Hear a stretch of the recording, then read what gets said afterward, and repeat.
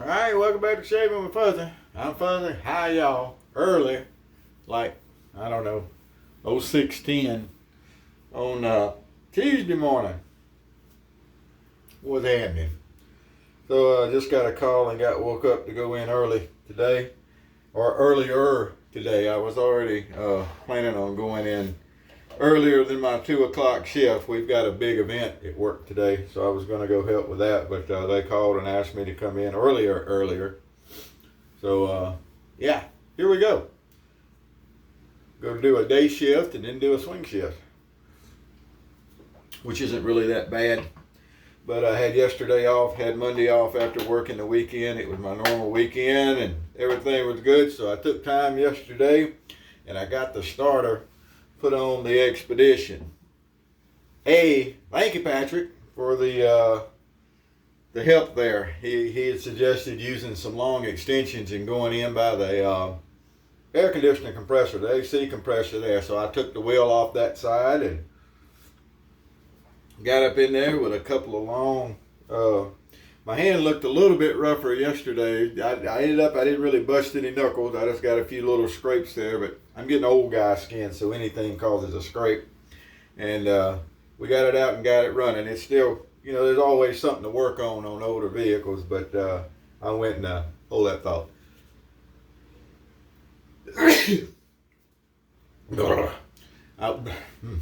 I went and drove it around yesterday, went down the River Road, drove all the way out. If you know anything about Baton Rouge, I drove out from LSU to LaBerge Casino, out River Road and back around and run that little speedometer needle up some, and thing still rides good, still runs all right once I got it started.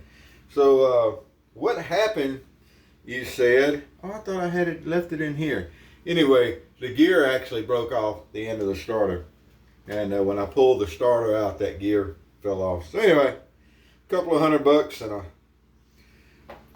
few, didn't even have to use too many of my good cuss words, just a few. So thank you, Patrick, again. Also, Patrick had asked the other day about my travel, what was my current travel kit. So we're going to show you today with the travel kit. It's, the razor is the same razor I always use for travel. It's the G3 kit. It's got the plastic box. I've had several of these. I've given away several of these. I have one of these that's still in the cardboard shipper. Never been used. They slide open.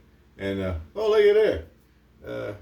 Agent 00 Devins called it early this morning. You'll have to wait a minute. And anyway, I keep a pack of the old blades in there. Now, what I'll do sometimes is put some current blades in. This one's got a pack of old blades in it. And but I always have a pack of treats to travel with.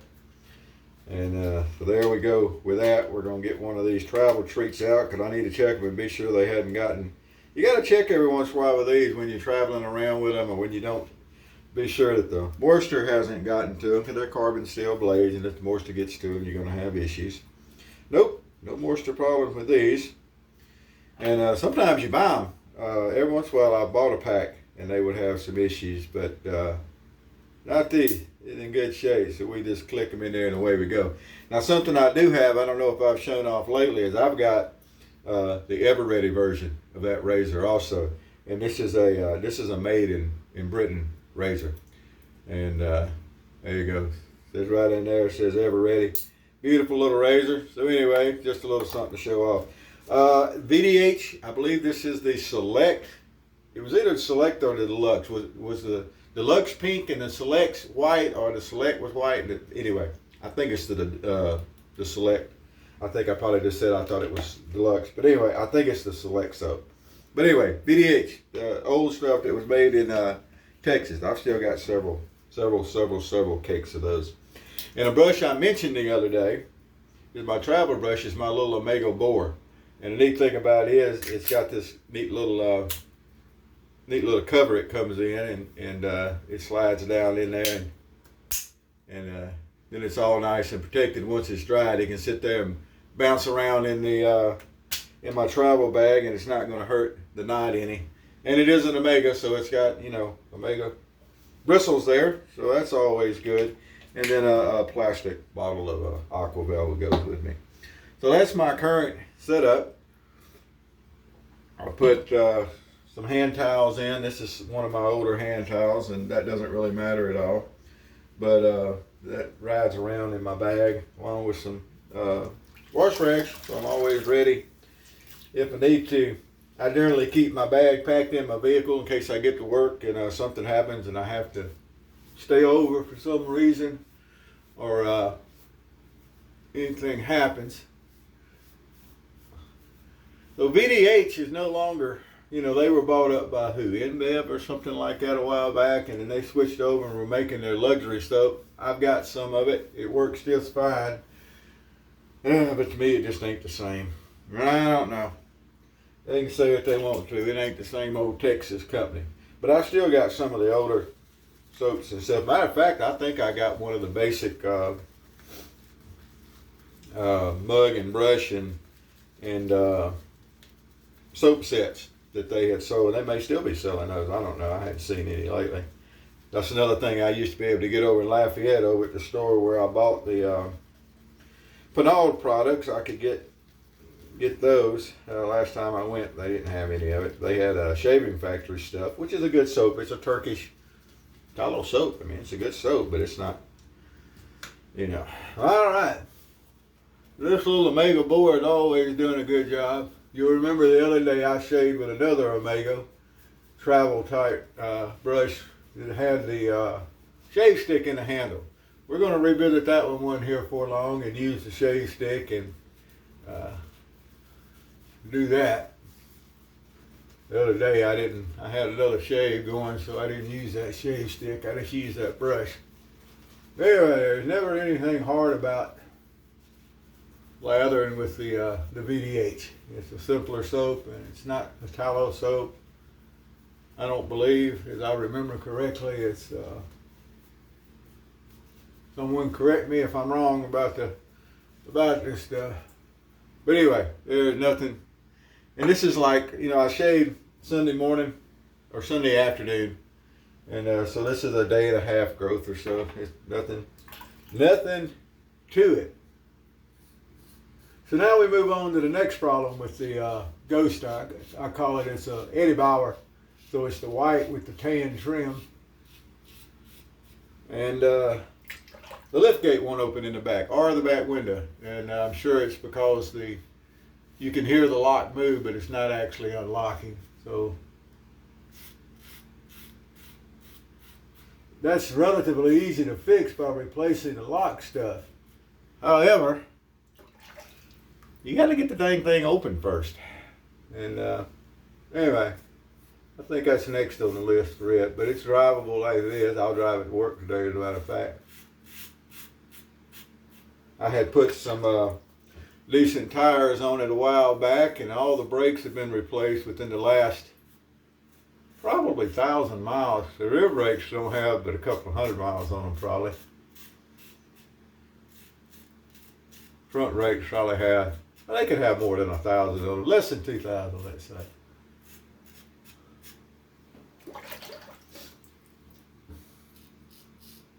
So it's safe to drive. Alright, I got to knock the top off. I keep forgetting I got that little sore down on the bottom of my neck, and I keep knocking the top off of it. That's alright though, that's a little thing. Well, I saw yesterday that,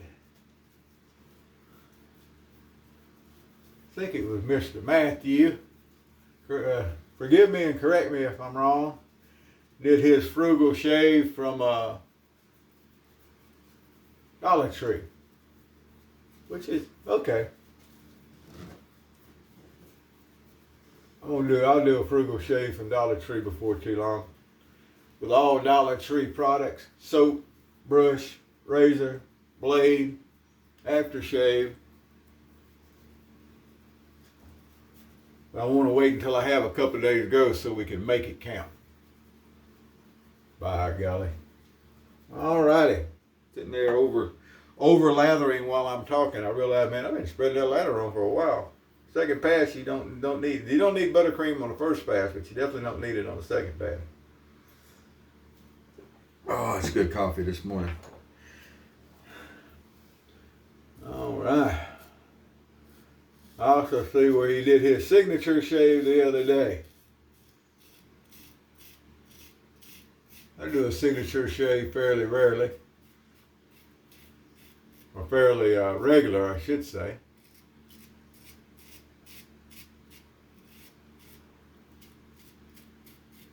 Alright, well that's clean that night. And I have found that I got to be a little more careful with my bottom lip. I got to work the other day and realized that I didn't clean that bottom lip up as good as I should have. It bugged me all night. I started to go out to the truck and dig this thing out and clean it up, but I didn't do it. Or go out, actually I wasn't in a truck, I was in my hoopty. So the hoopty will get a little break now. Why do I call it a hoopty? Because my mom called it a hoopty. That's not a bad name for an 88 Corolla hatchback. Not bad at all. Alright. Clean up around that big old honking chin a little bit, then we're going to get some witch hazel going. And get it going. Oh, and I do have I didn't dig out my little bottle of witch hazel, but I do travel with a little bottle of witch hazel too. I just thought about that actually when I mentioned witch hazel. I've got a little bottle that came from Dollar Tree actually. If it starts to get low, I'll just fill it with whatever, but I got one of those. In there also, because I like to have my shave on the road too. Hadn't done a road shave, hadn't been anywhere to do a road shave lately. May rim it out here for too long. Day and a half growth, which is not a big deal, but boy, it cleans it up so nice. These little, my favorite little, what I call my favorite Jim Jr. is out of a G3 set. That stays up here in my holder in my rotation. Part of my signature shave. So technically, not only do I have a type of razor as part of my signature shave, but it's a specific razor that I would call my shave. I don't know how many shaves I've got in with that thing, but it's more than a couple. All right.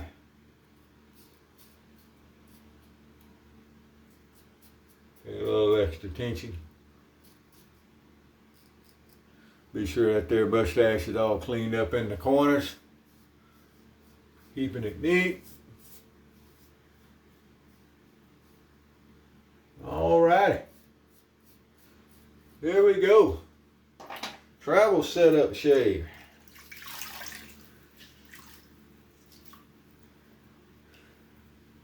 All right. Thought we were going to have to peel somebody off the ghost yesterday. Actually, I'm running down the road and there's a section of road up here where it goes from 45 back up to 55, and there's a light there not far from there. And I was accelerating, and some kid went up and, you're supposed to stop, is my understanding, and then go right on red if the traffic is clear. That stop at that red light is mandatory, young people. So I was all up on the tail end of his little Honda or whatever it was he was driving, I don't know. Before I got the Ghost, I was going full go, and all of a sudden had to go pretty much full whoa to keep from parking in his trunk. They do it all the time though. They don't get the stop part before the turn on red. I had one, I was going the other day right up the road here, and it's a red light, and it's two right-hand turn lanes, but only one of them is right on red. And I'm in that lane, so the left lane, you can't turn right on red. You gotta wait on the green light. So this kid in a Challenger, with a Charger, and it's one I've seen around here. It's a beautiful kind of a matte green, almost an olive green, or almost an olive drab type. It's not quite olive drab, but anyway, on that side of the spectrum. And he runs up, and not only does he make without stopping for the red from the left lane, but when he gets over with it, I'm pulling up and stopping, check traffic, and then make the right turn. But he ends up merely taking my bumper off getting in front of me to make the right-hand turn from the right-hand lane without a stop. I told him he was number one, and y'all can guess which finger that entails. And I tell you what, these kids, stop, then right on red. Stop. That's what the red light means first and foremost is, whoa. And then you can go if it's clear. It's like when you get to a railroad crossing, if the lights are flashing, you're obligated to stop. And then if it's not one of the ones that the arms come down, you're obligated to stop at the flashing red light at the train. And then if it's clear for you to go across, then you can go across. But you have to stop first. And if the arms are down, it's illegal to go around the arms regardless of whether there's a train coming or not. I've fought that battle before. I pull up, flashing red light. I'm going to stop and make sure what's going on, and then I'll go. And you get all the people blowing the horn and wanting to speed around you. And, oh, folks, I shouldn't be in that big a hurry all the time. I mean, every once in a while, things happen beyond your control, and you have to be in a hurry. But what people need to remember the most is that them alarm clocks are adjustable. You can put whatever time you need to put in there so you can get up and you got time to get doing what you're doing. Alarm clocks, adjustable alarm clocks. Stop at the red light, see what's coming, and then make your right turn. That way I don't break my dang finger telling you you're number one, but I've seen me do it. Anyway, there we go. Check that shave out right there. Oh, that's a good shave. Feel good. I got a feeling I'm gonna end up working outside some today. I'm gonna put me a pair of contacts in after I get out of the shower. I can't wear contacts all the time. You got to give your eyes time to rest. So I took them out yesterday and gave my eyes time to rest, and then I'll get them back in for today so I can wear my sunshades with my old mustache here. And check that out. I can comb. Can you comb your mustache? Huh? Can you do that? I can comb my mustache. All right, folks. Whoever you are, wherever you are, whatever you're doing, stop at those red lights. Then you can go right. And remember that left-hand lane is not a turn on right lane or a turn right on red lane. And happy shades to you.